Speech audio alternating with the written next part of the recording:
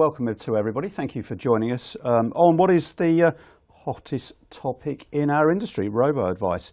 So I'm very pleased to be joined by a lively panel who's full of energy. We've been having a good old natter off air, which we'll carry on now you've all joined us. So firstly, good to be joined by Mark Loosemore, Executive General Manager. That's always a mouthful. Brackets Wealth. Mark from Iris, welcome. Thanks for joining us again.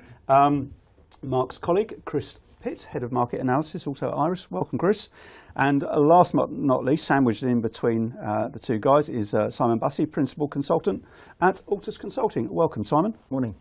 And welcome to you, all the audience. If you'd like to ask a question as we go along, just click on the question button and I will be able to read your question out, and the guys will comment on it. And we've got one already from Benjamin Sanders at AES International Compliance. So Benjamin will be asking that question in a couple of minutes. Mark, let's start with you. What is robo-advice in your mind? Well, you probably, if you ask 10 people, you probably get 10 different answers.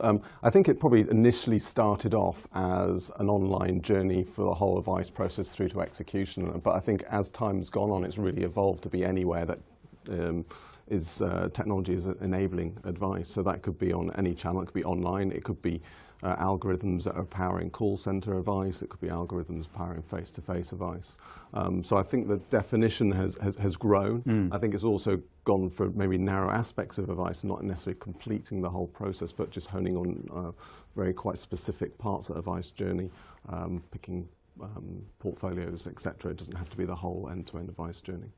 And Simon, I mean, it's an expression that sort of originated from the sort of US, and in many ways, many things that sort of come from the US come to the UK, and we have a very different version of them, don't we? So is there one of the elements that perhaps people confuse the way the US market does it with what we're developing here? Yeah, I think the definition absolutely depends on which side of the Atlantic you're on. Yeah. So over in the States, it's very much an automated investment process.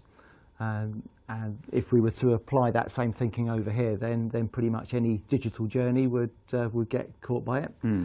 For me, robo-advice in the UK, if we take those two words at their purest, yes, then using the word advice, then I think that's around restricted, simplified advice. And then there's obviously very few players who are really offering that. But it's about a streamlined internet type process that has real advice as part of that online process. And Chris, to you, I mean, do you think it should be called robo-advice, or are we getting just a bit hung up on the words, which is, to sort of Simon's point, we're using these words, and it's just about the evolution, isn't it, of the sort of financial planning environment? I think that's right. I think we're in a position where, like it or not, that phrase, it's quite cool and sexy. It sounds quite fun. So, and it's got a lot of traction around the world, so I think it's going to stick. But I think, as the other guys have said, I think you can broaden out what it actually means. If we try and think of it just in the US context as one particular business model centered around sort of, specific investment advice, I don't think that does justice to what technology can actually do for the UK market and advice in the UK. So I'm all for, we'll live with it, but can we broaden what it actually means and what we talk about as robo, certainly in the UK. And I think really that it's a term that we're using internally within the industry. I don't think we're talking to clients in that same term. So if you go on to, I don't know, a service like Money on Toast, they'll describe themselves as an online service for managing and growing your portfolios. They won't talk about robo-advice. So I think as long as we're using it, it's a useful label to have the discussions with the regulator about it, or have the discussions with various sections of the industry. I think it gets a little bit less popular as we then start communicating with the end consumer. That's interesting, because I've seen articles, I think probably in the Times, in the Telegraph, and so on, and they are using the term robo-advice now. So for me, that it's a term that is absolutely, it's leaking out, and it will become a term that the consumer starts to pick up on. And Simon, as you quite rightly say, it is beginning to seep out into a sort of more consumer type language. I mean, do you think, from your knowledge of the market, it kind of really exists in the UK?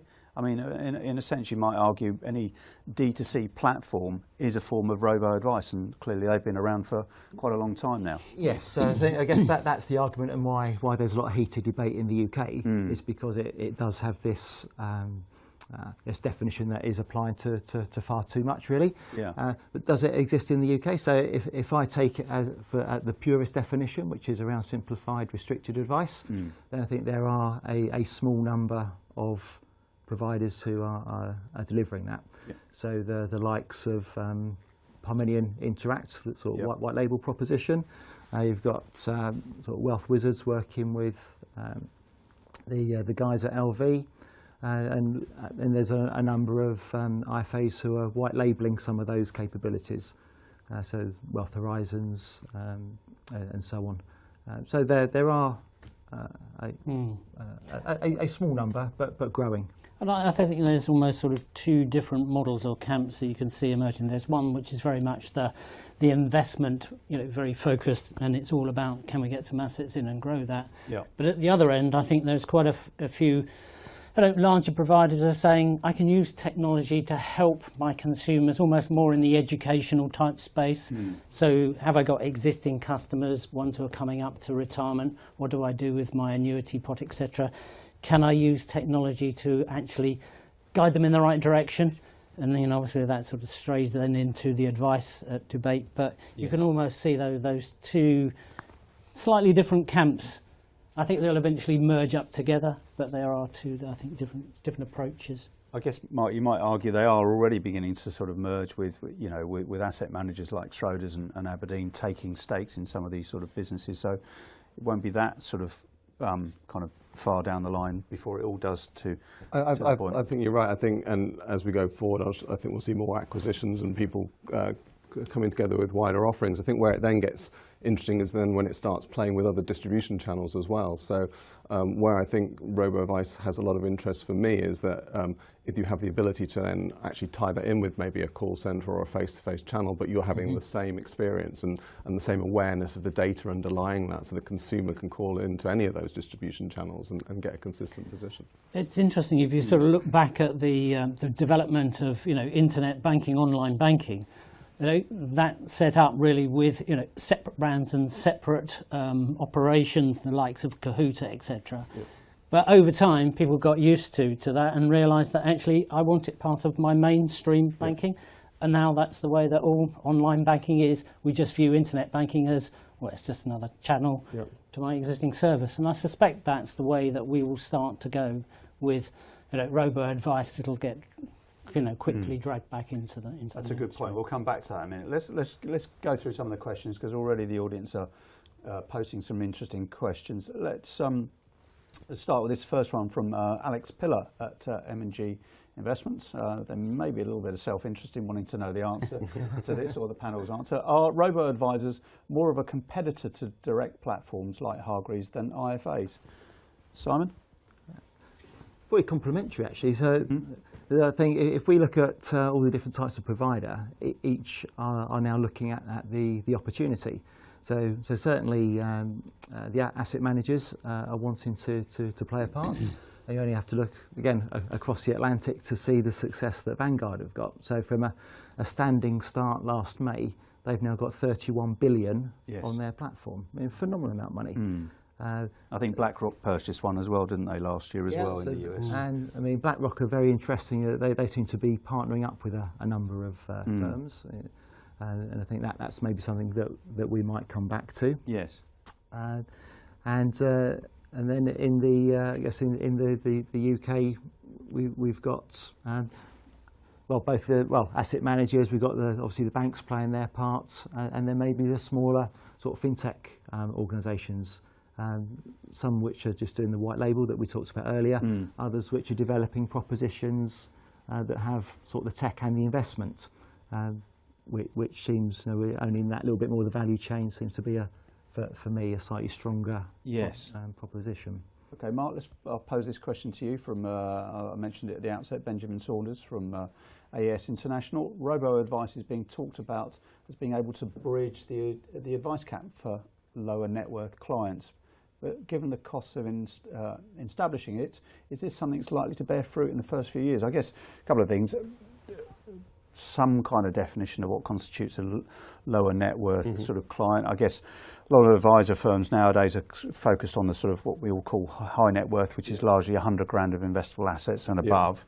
So by definition, lower net worth would be 100 grand and below, or even perhaps lower? Yeah, going all the way down, I think. I think the challenge there actually is how do you engage that segment, not necessarily how do you cost justify your solutions over time, because I think as part of a wider distribution channel, the cost justification could be there as long as we can get people at that segment of the market to engage. I think we sometimes, again, in the industry, think that financial services, even if we'll talk about gamification of financial services to drag people in, I'm not sure people at that end of the market necessarily are that interested in playing games about financial services. So I think really the challenge is how do we engage those people, get them onto the robo-advice in the first place. So before we even crack that cost one, we've got to crack the engagement issue. Yeah, and I think I think a lot of providers are already facing that issue around their orphan clients. They have large numbers of existing clients with relatively small amounts of money, perhaps coming up to retirement annuity pots, etc. And they have to service them. So they are sort of looking for ways to actually address that existing problem that they already have. And I think that's part of that cost justification. That robo is, if you're prepared to make that investment, a cheaper, more consistent, and it may be more effective, because I think certainly a lot of consumers, we do all like a technology. I mean, if the dissemination of the mobile phone has been absolutely incredible and phenomenal. Who'd have think all of us would even have one now? Yeah, we have. Yeah. So I think we've shown that we do like to engage with those tools, and I think a lot of people do know that they have an issue with their money, and certainly at specific points they say, well, I've got this money and I've just inherited it, or it's about to mature, or whatever it is. So they are looking for that, I think, support. That's at the higher end, mid to higher end. I think you have some money to invest. You have a need to find an effective way of investing. Then I think it has an appeal. If you're at the lower end of the market, where the advice gap typically sits, there you have to forego something to invest that money. So you need other channels to disturb and maybe lead them to that. But again, doing it on its own in isolation, I think is probably it probably gives whether we like it or not, the real opportunity for the banks and building societies. Yes. So they have literally millions of existing customers that were effectively cast adrift post RDR, really not knowing what to do. Those organisations are now going back into full advice. I mean, that's been all over the press. Exactly. We've seen all of that, and we've also seen that they're obviously exploring this channel as well. And so to pick up on Mark's earlier points, this omni-channel approach where you can move from one channel to another, cross-device and so on, that should begin. Simon, that works if I'm a big brand like a high street bank, and to Chris's sort of point earlier, if I'm an ordinary firm of advisors, sort of financial planners, wealth managers in my local environment, to the question, is it too prohibitively expensive for me to look at trying to set up some form of robo-advice proposition so that I can pull in some new customers, but existing customers, if they don't want a full interaction on a certain piece of advice? I think there's different business models. So a number of IFAs currently are effectively white labelling somebody else's kit. Yeah. So we talked about Parmenion Interact earlier. So they offer both the technology and the investment solution, which you then stick your logo over and your colours and so on.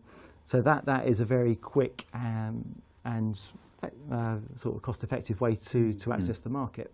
So there's other organisations which are wanting to develop their own proposition and go to market themselves. Yeah. Yes. A real question for me is that just to support their sort of existing clients that perhaps they can no longer afford sort of full fat advice? Yes. Or are they trying to reach a new audience?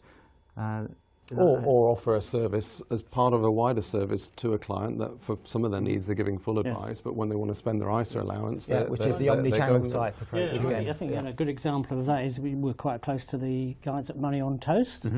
And I think where they have found quite a lot of traction with their service is actually with their existing client base. So yes, they have their traditional face-to-face, advice with those clients.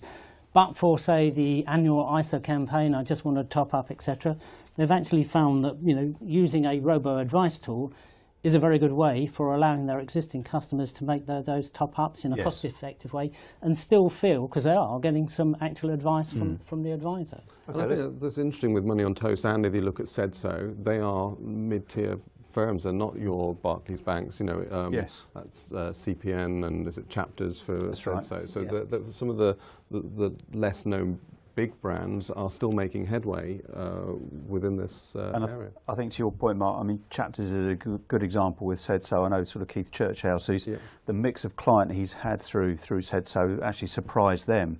I think he thought it was all going to be young people. And actually it's more of a middle-aged sort of audience who've been the sort of most sticky. Let me get on to the next question from Mike Hudson at Zurich.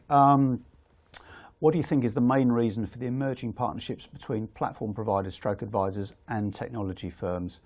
Simon? Yeah, I think they have very complementary fit. So the large organisations tend to have the brand, the reach and the existing customers. But historically could be perhaps labelled as slightly slow. The flip side of that is the fintechs, typically led by entrepreneurs, very innovative, future thinking. They've actually got the kit, but they have no brand presence or marketing reach. So you put those two together. Yes. And whilst it might not be a match made in heaven, but it certainly helps. It's a match that makes sense. Yeah, absolutely, a match that makes sense. Okay. Next question here from Emma Davidson. Pick this one up. How would you differentiate robo-advice from fintech in light of using technology to educate and enlighten clients? So, I mean, we are seeing with some of the sort of newer fintech propositions, certainly some of the ones that the FCA have been encouraging, which is more of an education type initiative as opposed to providing advice. And I think you mentioned earlier there's a sort of there's a grey area, isn't there? Well, that's right. As you say, I think coming over from the States, robo had a particular definition applied to it with quite a narrow investment proposition. And I suppose I was arguing earlier, I think that needs to be broadened out. And I suppose I'd be sort of moving into that general fintech area. And that's where I think you can use technology to inform, educate, and persuade consumer to engage them. And I think that's the real big conundrum here. Is I think we can get technology, and it's been proved we can get technology to give some sorts of advice, especially in the simple circumstances.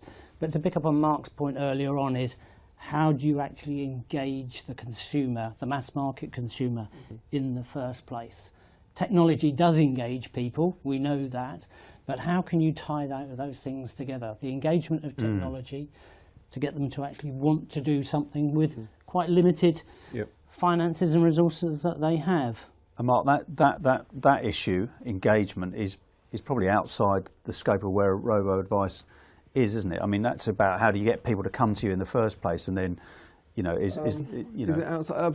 Potentially, you could. It all depends on where you put the boundaries of the definition. But I certainly think that some of the, if we look at technology-enabled advice, then I think certainly some of the technology ideas, particularly in the States, of engaging people, can start to address it, and I'm quite confident at the sort of higher end of the market that is happening in the States and etc. My question is, how do we drive that all the way down? And going back to your earlier points, I think it is the banks that probably are best placed to do that, or it's done as part of another overall advice proposition. So it's your direct sales force that is referring it. It is referral of the son of the client to that. It is that sort of activity that can drive these sort of channels. There's some neat sort of capabilities that exist now. So True Potential's Impulse Save as well. So just little things where you don't have to invest a huge amount of money, but it's just those little bits that type of thinking. I mean, I think it's getting the awareness of that though out there, because I think you're right. There's some nice technology ideas, but that person still needs to know I need to save. So we need to still have that human touch to disturb, and then pass it on to that. Once they're hooked into it, I think it will grow. I mean, Simon, it's a good point. The true potential proposition allows you to invest £1, doesn't it, upwards? Yep. And I think M&G's got things where you can invest £10 a sort of month. They're very small sums of money, but it's to kind of Mark's point, how do more people become aware of things like that? Because if you think, oh, it's only £1, I can do that. I can do that on my phone, can't I? Type stuff. Yeah. Well, yes, there's more brands actually taking that on. And again, I'm going to sound like a stuck record by the time we finish this, but the banks again and building sites have a wonderful opportunity, because their customers are using their online services, if not daily, certainly on probably a weekly, fortnightly basis.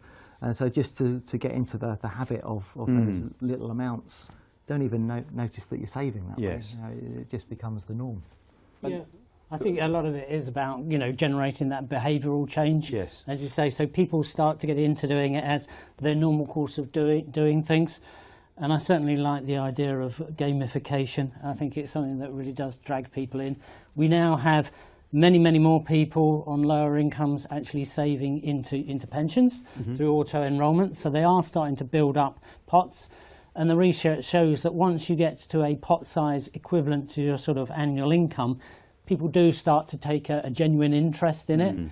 So if you can then start to apply some tools into, okay, so how do you top up a little bit more? And you build some excitement into that and get some almost instant gratification, like I've gone to the next level, in my pension savings, as I would do on a computer game. But you actually change the whole nature with the way that people view their finance. It suddenly becomes interesting and fun, rather than at the moment, a complete nightmare to think, I don't understand it at all. You can appeal to the competitive instinct in many people. So I think it's Flex Score that give you a mark for your financial awareness through a questionnaire, and then if you do these extra things, you can get a higher mark, and you can move up through the list. So there are some nice engagement ideas out there. Okay, Mark, there's a great question here from John Angeletta, which I guess gets to the heart of the issue for a lot of advisory firms. John says, in Stephen R. Covey's excellent book, The Eighth Habit, he states, high tech can never replace high touch. What do the panel think? So it's this question about, I think, which is why many advisors sort of struggle with the concept of robo-advice, because it implies, it sort of cuts the one-to-one, the human interaction out of the whole sort of process. Yep. So I have a lot of sympathy for that if you're talking about holistic advice, and also going back to this disturbance point. So I think where you need to help formulate a life plan, that human interaction is really important. That conversation with a husband and wife where you're spotting maybe they're not quite in agreement on something, or that maybe when people are answering something with a bit more of a hesitation in their voice, that you won't pick that up with the computer. So I think at that top end, where people are prepared to pay for the service, it's a really legitimate business model.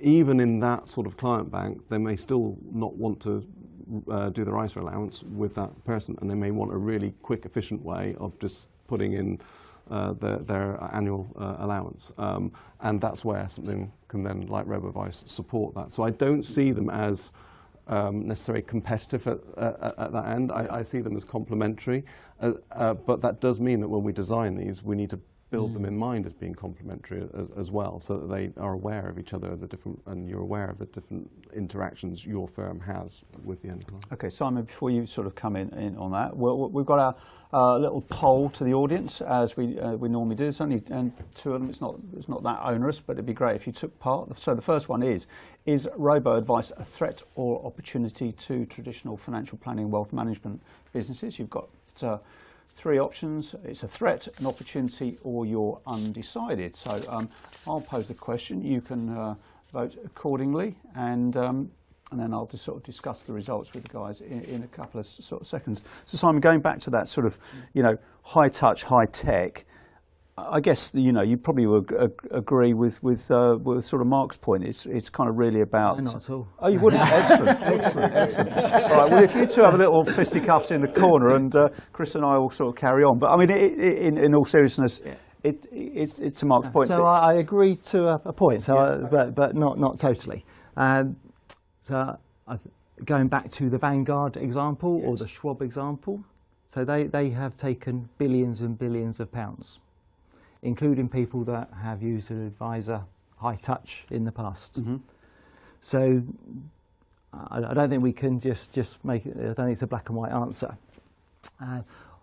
Also, I think the developments that we're seeing, particularly in the States, with artificial intelligence, mm-hmm, and the improvement of the algorithms and so on. Yeah. Whether we like it or not, or whether financial advisors like it or not, the complexity of solution that robo-advisors will deliver in the future will start to encroach on the space that financial advisors currently cover. Now, that's not necessarily a very palatable thing for me to say, but I truly believe that is the reality. And because there's literally billions of pounds being spent on the big data analytics and artificial intelligence and so on. So it will get better. Yeah, but I mean, Chris, a lot of advisors I talk to, and Simon's point is around the sort of transaction element of the advice process. Yeah, a lot of advisors, they're there when there's a bereavement in a family. An advisor I know, his clients had son killed in Afghanistan. He sorted out bringing the body back. That's maybe an unusual circumstance, but this is where the advisor community has always been a huge benefit to its client. You can't replace that with a computer. No, and I think that's smart one. Yeah, no, I think that's entirely right. But I think you need to draw the distinction between things like that, which actually the advisor really engages with and understands their clients on an emotional level, as opposed to performing tasks and functions. Because I think, as Simon is quite right in saying that actually, as we go further forward with technology, computers will be able to perform those standard tasks and functions. Mm-hmm. I mean, I remember, I'm old enough to remember working at what was the Abbey National, going into a large room of staff saying, these are the mortgage underwriters, Chris. You'll never, ever replace these. These people have immense knowledge, and it's a dark art. Within 10 years, they were all gone because they were performing a regular, repeatable task to a set of rules. That is where I think, robo or technology can go. It can enable the repetitive, straightforward task to a set of rules to be performed much cheaper and much quicker and more consistently, and we should encourage and want that. But the other part of the advisory service, the actual sort of understanding, teasing out what it is that the client really wants, dealing with those awkward circumstances, that's the bit that can't be replaced. So it's the value add, isn't it? It is. But I think if you know your proposition and you're confident of your proposition, you should be safe. The guys that are in that transactional part that can be replaced are under threat anyway. So it doesn't have to be robo-advice, it could be bancassurers, it could be a number of different ways that could come and eat their dinner. I think if you know where you fit and you have your strong advice, your coaching, you're guiding the people, your clients, you're challenging them. I think that is a real value add, which at time maybe 20 years, who knows? Yes. But in the short to medium term, I don't think yet is being challenged. I think that the challenge is lower down. That's right. Sorry, just to cut in. It's we've got the results from the audience. It's very, very interesting. 68% of our audience see robo-advice as an opportunity, which is fantastic to hear. And only 11% see it as a threat. Sorry, not even 11%, less than 10%. So small number who are a bit undecided. So it's kind of interesting, isn't it? Even in the relatively short amount of time, Simon, that we've been debating today, and the industry's been talking about robo-advice, the audience is sort of grasping the opportunity, I guess. Yeah. And I think one of the points there, and it may be what's sort of underlying some of that, is initially robo-advice propositions were very much aimed at the tech-savvy millennials, and that was really the market. But that was looking at it from perhaps an age perspective. So is it all us old people reclaiming it, actually? Yeah, absolutely. But we've seen a few propositions now targeting high net worth. So picking up Chris's Money on Toast example earlier, I think Charlie's developing a proposition for 250k plus. I know there's another proposition being developed in the city aimed at sort of solicitors, accountants, doctors, and so on. Yes. These are not people that have only got a couple of quid in their pocket. If you look at technology engagement now, it tends to be less split on age. So they look at how often people manage their finances of under 25 compared to over 50. There's not that much difference. The split is on salary. And if you look at how much people earning less than 25,000 and use the internet compared with how much someone over 60,000, it's a much bigger divide. So I think it's actually I think this is the part of the challenge in trying to use this to address the advice gap. It's actually the top end of the market that are probably more comfortable engaging and managing and have the confidence to manage their own finances as well. Right, I'll just ask our second poll and then we can crack on with the questions. So to the audience again, what percentage of your new business will be handled through a robo-advice stroke self-service application by 2020, so within the next sort of 4 years essentially. So we debate some of the other questions that have come in from the audience. You have a little think about that. So how much of your business do you think will be coming from robo-advice in the next sort of couple of years? If it's in line with what everybody's saying and seeing it as a huge opportunity, then I would imagine it should be a sizable amount of the business. Let's ask a couple more of the questions. Nice one from Pinkesh Luka at L&G. Simon, you can answer this. Do you think Amazon and Google will set up a distribution channel, which is obviously a distribution channel for financial advice, clearly, because they already have rather large distribution channels, but not in this area as such? So I think there's potential for those sort of data giants to play a huge part, but not necessarily as distributors. So I think there's been argument, well, probably for as long as those companies have been around, as to whether they would ever enter sort of the highly regulated financial services industry. Yeah. That might be a step too far, but what I can see them doing is partnering up with specialist providers who are already in place. Obviously, the advantage that those data giants have is every time we do a search on our phone or tag a photo on Facebook or anything like that, we're giving them data every single day, every single one of us. And we'd be foolish to believe that they're not using that. Yes. And they'll be able to play that back and create propositions that exactly fit what each of us need. And we know that Google have already partnered with BlackRock. Yes, yeah. Okay, Mark, question for you, a nice one from Ben Howell at Intrinsic. Will robo-advice ever be economically viable in the current regulatory environment? And then we'll have a question about the financial market review in a minute as well. Or is robo-guidance the limit of what is possible? I think, as was said before, there are some white labelling capabilities already that make it a little bit more cost effective. I think technology will evolve further and further to bring that price point down. So will it ever be at a price point? I think it will. Is it there right now? I think we're probably largely at the guidance stage for a lot of the areas there. But, you know, as I said before, some of these firms that are entering the market now, CPN chapters, aren't huge firms. Whether they're turning that into profit yet is for them to discuss with you. But but I think in time the price point will come down and it will be possible to do so. I think the issue is about customer acquisition. Is the robo technology allows you to deliver things more effectively, cost effectively, etc. But actually finding the customers, even if you're doing it through that online, through a digital strategy, current research says it's still costing you about the same as if you're doing it through the normal channels. And I think that's, until that piece is addressed, and I think that's where the big data giants come in. They have that customer base, so do the banks. Yeah, and the banks, etc. That doesn't mean to say there will be a success, but they have another part of that jigsaw in terms of... My only worry about the banks and the big data ones, I mean, as long as, I think since 1990 when I started working here, we've said that the banks and the big brands will come in here. And I think the other dynamic we shouldn't forget is that this is a complex, highly regulated industry. And a lot of these big brands are really worried about any brand threat to to that, and the thought of regulatory fines, mis-selling scandals, etc., when it gets up to the highest levels on the boards, often panics them, and they pull out again. Before you come in, because that sort of touches on the next question from Mike Hudson. Mike, you've been very busy this morning. Thank you very much. Simon, to you, and then you can sort of come in as well.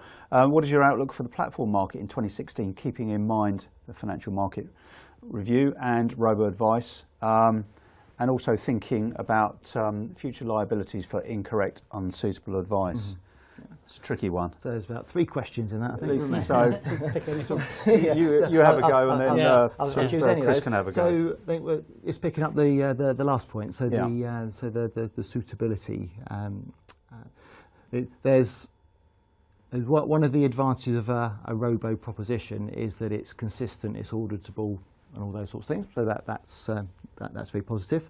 Yes, the downside for some of the larger organisations, if they were to find that the algorithm is wrong, is that you then have a systemic problem, not just a small problem, which some of the IFA firms would have. Yep. So that's why these algorithms are being developed in conjunction with advisors. So they're sort of tested and they're proven. What other question would you like me to ask you? Well, Chris to have a go? Well, you sort of touched on the issue about sort of future liability. So, I guess what challenge does robo-advice provide to the platform market as much as any? Because platform market complementary, I think. So it goes back to the omni-channel piece. So if you've got an underlying platform, probably a big sort of IT technology capability, which can then support a multi-channel proposition. So whether that's full advice, execution, sort of self-directed, or robo, they're just channels that should all go through into an overall platform piece. I mean, for me, the really interesting, exciting piece is the Pharma Review. Yes. Obviously, we'll be coming up to the budget very quickly. We've submitted our responses to the Pharma questions, and they've already gone ahead and set up the sandbox. So the government are obviously keen to encourage technology development, and I'll be fascinated to see how, if at all, they actually take the regulatory brakes off. I think they probably appreciate that they are quite firmly applied at the moment, and that is having a detrimental effect on the mass market. And they talk about a safe harbour. It'll be fascinating to see whether they go through with that. And they're even talking about the reintroduction of commission. So I think that'll be a real, potential step change when we see what they're actually prepared to do, and that might take the regulatory brakes off. And then I think we're perhaps into a slightly different world where some of these big organisations feel a lot more confident about coming back into the market, in the knowledge that might not be the best advice for every single one, but I'm in an environment where I'm not clobbered in quite the same way as I am at the moment. Yeah, I've seen Harriet Baldwin up on stage talking about wanting disruptive innovation in the industry, and about encouraging sort of the small, nimble fintechs as easy for politicians to say things like that, isn't it? It's very easy, but they're saying it, and to pick up Chris's point, so the likes of Innovate, the Sandbox, and Pharma, those are 3 big initiatives. So a more positive environment than perhaps we've had in the past. Certainly that we've had in the past, and they are encouraging the big brands back. Sorry, Chris, pose another question here from Jonathan Rudlin at Aberdeen Asset Management. Mark, with robo-advice leading savers to model portfolios, is there an increasing danger of herding and liquidity risks? In other words, more money in fewer funds? That's become an issue pre-robo-advice anyway. If so, how do we in the industry sort of manage these risks? So there is and that's that's one of the basic bits of artificial intelligence is the Amazon People Like You bought that, and it's not a massive step towards that happening in the advice sector, is it, as well? And the investment sector. I think there's some tides you can't fight against, so we need to be aware of it. I think as more entrants come into the market in this space, hopefully that gives you more options as well. So you've got more people funding, each into their own individual portfolios. But I think ultimately, it is the automated advice is going to take you down a certain route, and people will be encouraged to follow people like you. So I think it's a legitimate concern for the industry to wrestle with. Fair enough. Ladies and gentlemen, we're getting towards the end. We've had a bucket load of questions, which unfortunately we're not going to be able to sort of get through all of them. So I'm sure our panel will be happy to sort of pick up with all of you afterwards on a sort of one-to-one basis.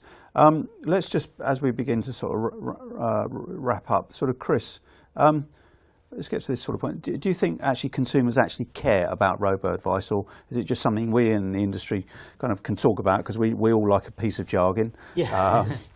No, I'm sure if you talk to Joe Average in the street, no, they wouldn't know and they wouldn't care, and that's really, I suppose, the issue and the challenge. I think from society point of view, we have to get more people saving more for their retirement. Unfortunately, our regulatory environment has reduced the number of people who are getting advice and encouragement to save. So we have to change that. I think the government recognises that, and I think it's encouraging industry, the financial services industry, to step up to the plate. They're quite clearly saying, what do we need to do from a regulatory point of view? But they want technology to step into that breach. And Simon, to you, do you think advisors should care about robo-advice? Or do you think it's okay just to carry on running your business as you have been? No, so I think they should care, and I think just the number of people that are listening to this today show that they do care. There's a number of propositions which we're seeing whereby they're running these parallel propositions to their full advice. So they recognise the opportunity and they're doing something about it. And the fact that these propositions aren't just aimed at sort of just the millennials or the mass market, but they are thinking about broader propositions. I think that's really encouraging for me, because it's showing that people are thinking about a much broader sort of spectrum of customers that this is appropriate for. But where it'd be nice for it to go is that they are often now parallel propositions. It'd be nice that they were a combined proposition, and that the customer chooses at what point they move between those propositions, and it's a single journey. And I think that offers both something that the client should care about and the advisor should care about. I think there is I suppose there's the downside of that is that some of they're setting them up as separate brands so that one doesn't tarnish the other, and they're being positioned very differently. So I understand the argument as why you should be able to choose, but I also understand why advisors may, certainly at the moment, might want to keep them separate until such time as they prove themselves. We often have this tendency to treat customers as being homogenous, either one type or another. But to be honest, we're all different things. We're all employees. We're all consumers. Some of us like to self-serve when we buy, things like motor insurance, but we won't when we're talking about pensions. So actually, we're quite a mix, and actually having a solution which allows us to engage however we want for different products in different ways at different times, I think is really where we need to go to. So I think the omni-channel, is the right direction of channel, because that's what we all want at the end of the day, is to stop having to rekey and repeat our data and actually just use it in different ways at different times with different people. And Simon, if you were a financial planner or wealth manager, would you set your robo-advice up under a separate brand from your firm? Currently, I would, until such time as it's proven itself. But I think then picking up on sort of the guys' points, ultimately the proposition that you really want is one where a customer can choose. But if I was doing it right today, I would have them as separate brands. But branding is just one part of it, isn't it? So what's underlying that brand? If as a brand you've still got ability to go to the IFA, or going through the face-to-face, and the IFA introduces you to that brand, just so that the two are aware of each other is the key thing. I do think that I understand that from maybe an advisor's point of view, you want to give yourself that protection, but that's very inwardly looking. From a consumer's point of view, I definitely don't want to be dealing with two brands. I don't want that confusion. I want my life simple. So I want to be able to deal with that. So if we keep the consumer at the top of our mind, I think single brands. And Mark, final sort of thought from you. I'm an advisor, I've listened to the debate, I found it really interesting.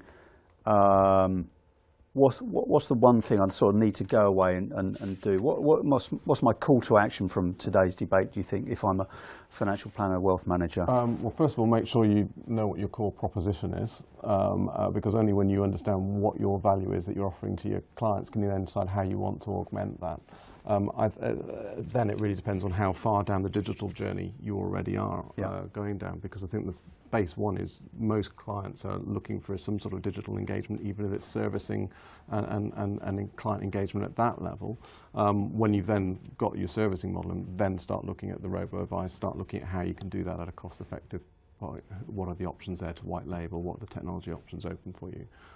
But start with understanding what the value is that you're trying to give to your clients today and maybe in 5 years' time. Lovely, good advice. Mark Loosemore and Chris Pitt from Iris, thank you very much, gentlemen. And Simon Bussey from Altus Consultant, also thank you very much. To the audience, thank you for your engagement today. It's been fantastic. It's always a potential nightmare when we run a panel and nobody asks a question. So I could never say that of you as an audience. As I say, we had loads and loads of questions, and I know our 3 participants will get back to you all individually with an email reply. From me, Lawrence Gosling, thank you very much. Enjoy the rest of your day, and enjoy the challenge that robo-advice is pitting to the industry.